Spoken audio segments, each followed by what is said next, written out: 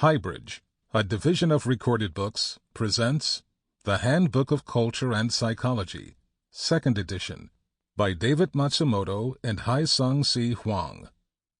Read by Bill Andrew Quinn. Part 1. Foundations. 1. Culture and the Psychology Curriculum. Foundations and Resources. Walter J. Lahner, Kenneth D. Keith, and David Matsumoto. Introduction. In 2013, an American Psychological Association, APA, Task Force on Undergraduate Education in Psychology established guidelines for the undergraduate psychology major. The guidelines included comments on teaching diversity. They wrote that the task force is mindful of the importance of diversity as an outcome of quality undergraduate education in psychology.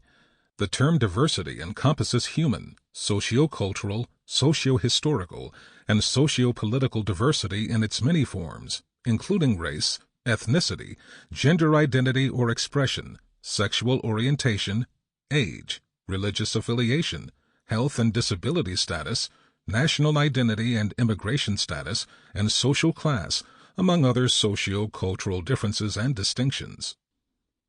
These are commendable goals that can be, and to some extent have been, transferred globally.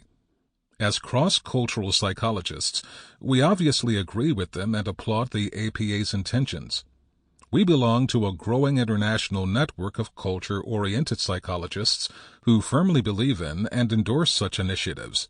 Culture is as important as genes in understanding human thought and behavior.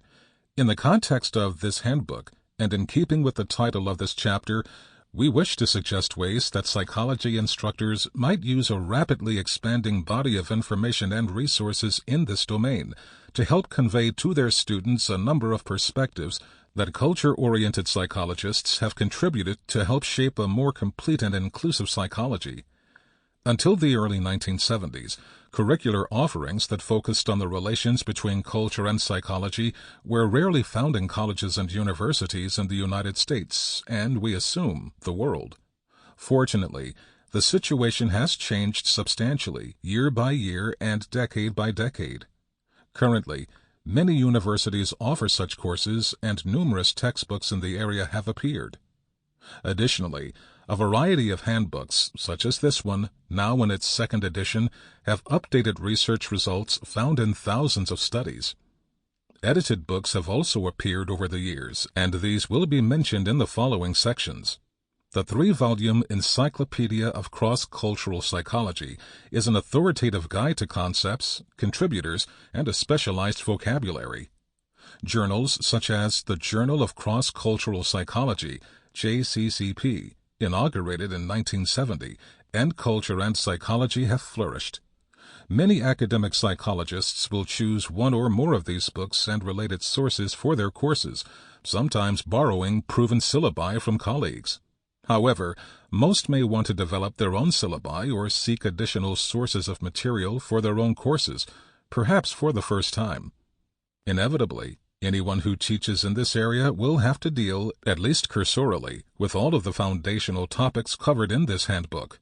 All components of this book, either singly or in some combination, could easily be the sole focus in an entire course with a bulging bibliography that, in many topical areas, can be traced to ancient Greece. Having taught relevant courses and written books on these topics over the years, the authors of all chapters in this book have frequently tackled the challenges of studying other cultures with alacrity and authority. These experts are excited to pass on to others what they have learned and to encourage the inclusion of culture in the curriculum. A number of American psychologists have recently endorsed various efforts to increase the coverage of ethnic diversity, largely, but not exclusively, from the United States base of multiculturalism in the psychology curriculum. Chronologically, several such efforts are Richmond, Broussard, Stearns, Sanders, and Shardy, Hall, Yip, and Zarate, Fuentes and Shannon, Gurung and colleagues, and Takushian, Guylan, Plaus, Rich, and Vallejo. The last article focuses on internationalizing the psychology curriculum, which is consistent with our intent in this chapter. Takushian et al. Provide an overview of various ways that psychology students can increase their international awareness. These include engaging in cross-cultural research, especially in teams, study or work abroad, attending conferences, and joining organizations at, usually, low student rates. The International Association for Cross-Cultural Psychology, IACCP, for example, is particularly interested in student membership. Additionally, Keith recounts a variety of factors from more than 4 decades of college teaching that should be taken into account when teaching about culture. This includes the culture of the classroom, such factors as the diversity of the students, the nature of the instructor and his or her experiences with other cultures and the broader world, and the extent to which faculty from diverse backgrounds are included in the instruction. For many years, all the contributors to this book have taught courses that focus on culture, and especially culture in a global sense. This small but expanding nucleus of academic psychologists has enjoyed teaching about the interrelations between culture and psychology, and has been encouraged by the progress made in the field during the past half-century. As part of that nucleus, our experiences give us some confidence in imparting knowledge about the hybridization of culture and psychology. As academic psychologists with lengthy careers, we have frequently taught culture-oriented classes and seminars, developing syllabi and carefully selecting appropriate texts and journal articles, often making them available in university libraries for mandatory reading.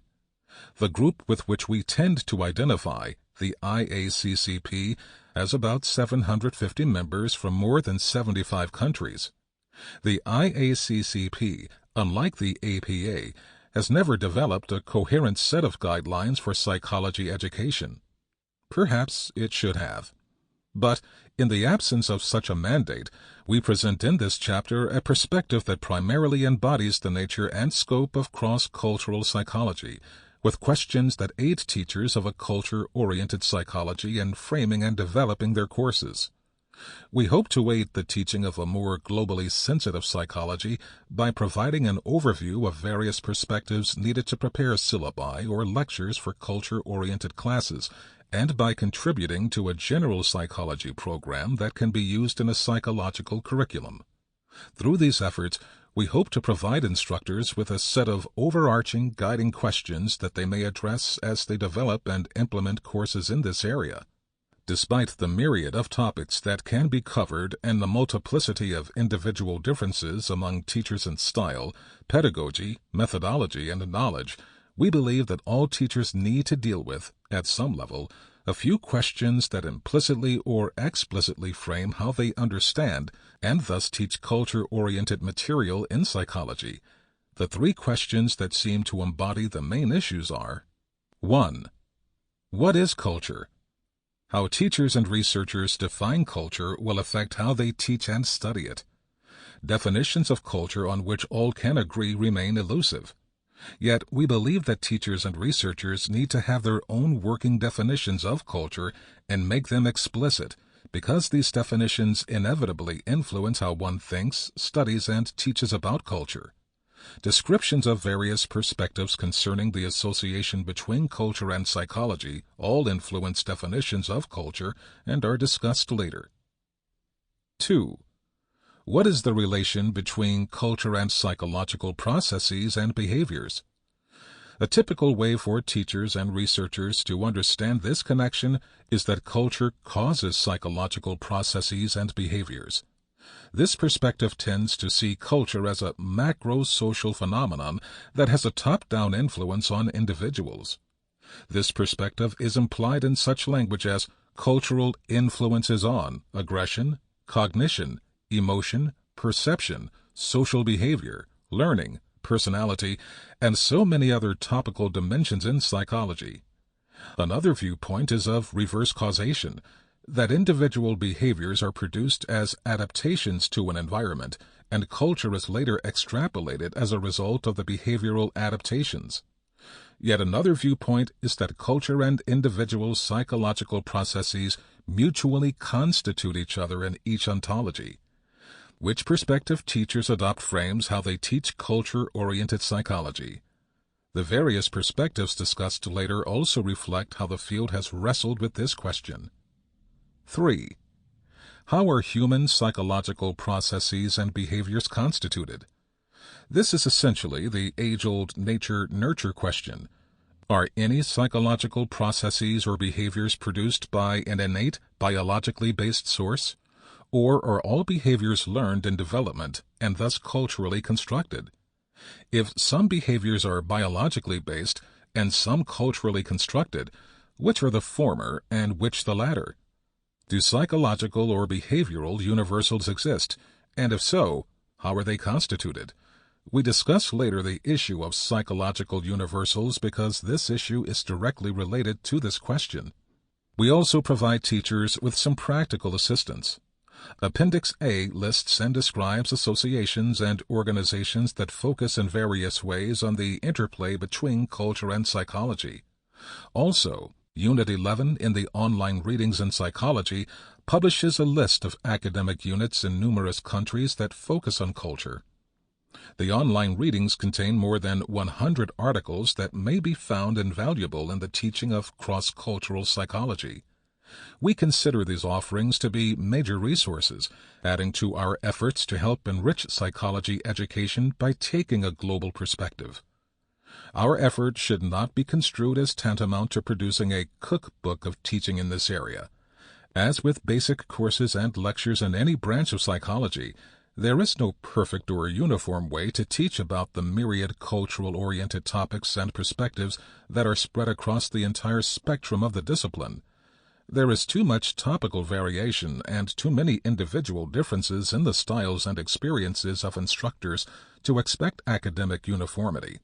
Instead, we wish to provide teachers of culture with a solid corpus of guiding questions, information, and resources that should be helpful in many facets of a psychological curriculum.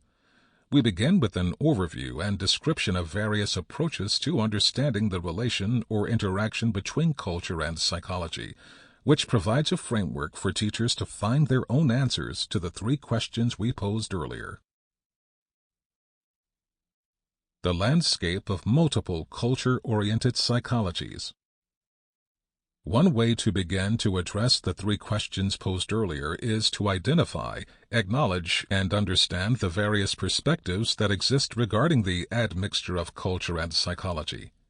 These perspectives are embodied to a large extent in the various subdomains of culture-oriented psychology, which include cross-cultural psychology, cultural psychology, indigenous psychology, psychological anthropology, and multiculturalism, each of which addresses our 3 questions in slightly, sometimes profoundly, different ways.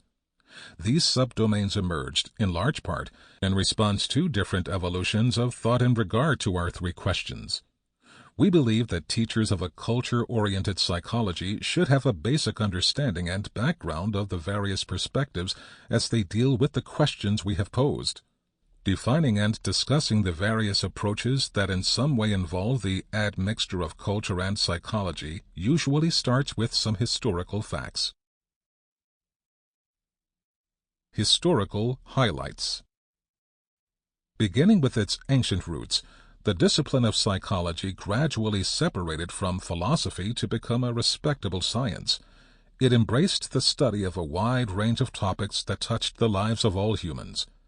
During most of its modern history, the basic tenets of psychological science and its standard menu of important topics became known as mainstream psychology. Despite obviously knowing about differences in customs, languages, and so forth around the world, major theorists and practitioners in psychology were largely attuned to weird audiences, Western educated people from the industrialized countries and who were rich and mainly democratic. Some writers have estimated that about 80% of psychologists who have ever lived came from the United States, Canada, and Great Britain, and its geopolitical extensions, along with Germany and other Western European countries. Moreover, an even greater percentage of psychological research has come from such disproportionate segments of the world's population. Similar imbalances are captured by the acronym WASP, Western Academic Scientific Psychology. A comprehensive inquiry into the history and development of cross-cultural psychology might begin with Chapter 2 by Michael Harris Bond in this volume or the foreword to Keith's 3-volume Encyclopedia of Cross-Cultural Psychology. Earlier contributions trace the beginnings of psychological interest in culture other than one's own. Additional historical and essentially pre-1980 perspectives on cross-cultural psychology would be enriched by reading all the chapters in Volume 1 in the 6-volume Handbook of Cross-Cultural Psychology, as well as a selection of the enormous number of references spread across the 51 chapters that comprise the set of seminal books. A 4-volume set of books is a compendium of numerous previously published book chapters and journal articles considered to be foundational and canonical to cross-cultural psychology. Unit 1 in the Online Readings in Psychology and Culture, ORPC, which as noted earlier was designed specifically for teaching, provides additional information of historical interest. Among the main points made in these historical snapshots and analyses is that the term culture and the phenomena it represents have been around for centuries, and that efforts to use culture to help explain diversity in human thought and behavior are not new. Another important strand of thoughtful reflection contained in these perspectives is that a definition of cross-cultural psychology with which everyone agrees remains slippery. Recall question 1 posed earlier. While definitional difficulties and allegiances will likely remain ongoing matters of debate and discussion, and some critics will continue to question the importance or veracity of cross-cultural psychology, perhaps the most important thing to keep in mind is that what cross-cultural psychology is called is not nearly as important as what it does. To ensure the broadest range of psychological topics be explored within the broadest possible spectrum of ethnicity and culture, and by diverse methodologies. A comprehensive review of the world's psychological literature during the past century would show that many psychologists have been interested in culture, ethnicity, or national origin as determinants, or at least in intervening variables in explaining human thought and behavior. Recall question 2. Indeed, even the father of modern experimental psychology, Wilhelm Wundt, is an acknowledged pioneer in this area because of his interest in Völkerpsychologie, as generally witnessed by the 10 volumes he published under that title from 1900 to 1920. Perhaps the first traveling and dedicated pioneer in exploring possible relations between culture and basic psychological processes was W.H.R. Rivers. Around the turn of the 20th century, Rivers of Cambridge University led an expedition consisting of both psychologists and anthropologists that gathered seminal data from sites in the South Pacific and on the east coast of India. Considering all of psychology's history, if one wanted to find journal articles that to some extent involved culture or other descriptors used to characterize people who share a common heritage, language, or destiny, such as an ethnic group, the task would be rather easy. Despite the preponderance of research that has focused on relatively healthy and wealthy white people from industrialized societies as subjects in psychological research, it is nearly certain that any psychological topic one can imagine has been involved somehow and in varying degrees of sophistication in studies that included individuals from diverse cultural and psycholinguistic groups. With just a few notable exceptions during the first two-thirds of the 20th century, there was no pattern or coherent program of research guiding these excursions. Sabbatical opportunism and jet-set research prevailed for years. This usually meant that an inquisitive and energetic psychologist, typically from the United States or some other Western country, would travel to some exotic corner of the world during an academic leave lasting a few weeks to several months, and inter alia, test some principle or examine some theory of interest. Returning to the comforts of home, he, occasionally she, would characteristically write a report and submit it to some accommodating if not enthusiastically welcoming journal, and thus earn some credit in helping to expand psychology's vistas. Although such reports may have been noteworthy at the time, sustained efforts to develop a strategy of systematic research were scarce.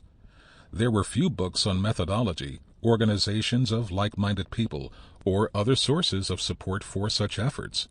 Moreover, psychologists who engaged in cross-cultural efforts were frequently viewed as rather odd creatures who tended to eschew orthodox and routine academic pursuits, while living and working in the periphery or lunatic fringe of the discipline. The prevailing opinion among academic psychologists was that culture, as a respectable thing to study, belonged to anthropologists. That opinion is still held by some, especially those who may view psychology as a natural science, whose laws of behavior transcend culture, just as laws of learning or human development are often believed to be phylogenetically robust. The epitome of a culture-bound and culture-blind psychology would hold that culture amounts to nothing more than a little noise and an otherwise pristine set of basic principles that work everywhere on the planet. The Big Change. The picture of isolated and disconnected cross-cultural research changed radically in the mid to late 1960s, when several strands of relatively independent efforts took place and then converged. During that active period, the modern era of culture-oriented psychology grew quickly. The year of 1966 was especially meaningful to the senior author for both personal and professional reasons. In early February, while working in Germany, he met his bride-to-be and married her less than 3 months later in Basel, Switzerland. Romance aside, unknown to him at the time, 2 publications that year turned out to be highly important in the development of cross-cultural psychology. One of them was a journal article that proved to be influential in the development of cross-cultural research methodology, and the other was to become a classic comparative study of cultural influences on visual perception that involved nativist and empiricist perspectives as well as elements of anthropological and psychological theory. Slightly earlier, a noteworthy event was a meeting at the University of Nigeria in Ibadan during the Christmas and New Year period of 1965 to 66. Attracting about 100 well-known and primarily social psychologists, the meeting was designed to serve as a forum in which various social psychological perspectives could be discussed with respect to their cultural generalizability, or lack thereof, and their theoretical underpinnings. Those in attendance also developed ways to collaborate in the future. For instance, they agreed to keep in touch with each other through the irregularly appearing cross-cultural social psychology newsletter, with Harry Triandis serving as its first editor. The direct descendant of the newsletter is the quarterly Cross-Cultural Psychology Bulletin, with William K. Gabrinya currently serving as editor. John W. Barry initiated a second activity that involved development of a Directory of Cross-Cultural Researchers. Originally containing a little more than 100 entries and published in 1968 in the International Journal of Psychology, the intent of that directory was to encourage cooperation and collaboration in various kinds of psychological research throughout the world. The directory was updated in 1970, 1973, and twice in the 1980s. Its most recent updating was done in 1998. The third significant activity was the development in 1968 and 1969, and then the inaugural publication in 1970 of the quarterly JCCP, with Lahner serving as its founding editor. The JCCP became the first psychology journal in the world with culture or cross-cultural in its title. Initially a quarterly publication, its influence and growth continues. Its 50th anniversary is being celebrated this year, and it is now published 10 times a year. The 3 activities just described combined to form a catalyst in 1971 to 72. At the initiative of the late John L. M. B. Dawson, the inaugural meeting of the IACCP was held in August 1972 at the University of Hong Kong, where Dawson was head of the Department of Psychology. That meeting brought together about 110 psychologists and a handful of anthropologists and psychiatrists who knew about each other's work but with few exceptions had not yet met each other. At that time, the IACCP became an association of scholars with officers, a constitution, and all the other trappings of a full-fledged, albeit small, professional organization. Jerome Bruner was the IACCP's first president, and Dawson served as its first Secretary General. This convergence of events marked the first time that cross-cultural psychology was institutionalized and became official and sanctioned by a group of like-minded scholars. It instantly became associated with three publications: JCCP, the Cross-Cultural Social Psychology Bulletin, and the ongoing publication of the selected proceedings of most of the IACCP conferences. IACCP conferences, either internationally or regionally, have been held in about 30 different countries. All of these developments form such a coherent historical picture that it has earned archival status. Recently, the Cummings Center for the History of Psychology, CCHP, located at the University of Akron in Ohio, added the IACCP archives to its holdings.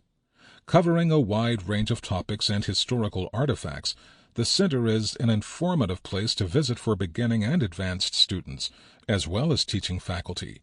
Fortunately, many of the holdings of the still developing IACCP archives are also available online at cchp.org.